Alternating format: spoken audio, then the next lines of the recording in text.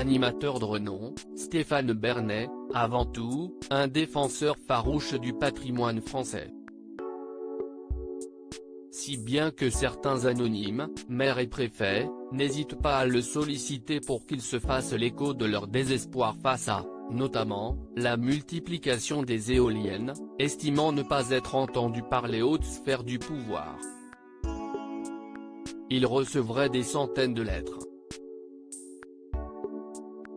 On demande des consultations populaires, a pourtant reconnu Monsieur Patrimoine sur le plateau de C'est à vous ce mardi 14 septembre, et elles sont toujours négatives.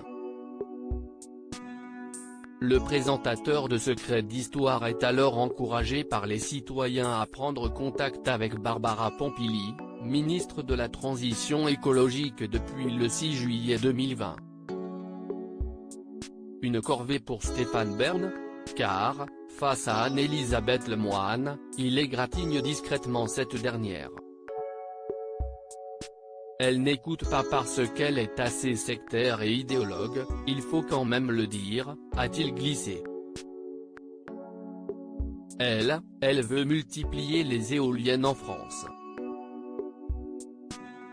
Il l'accuse ensuite de croire à un mythe selon lequel les éoliennes seraient la seule forme d'énergie verte que le gouvernement pourrait privilégier.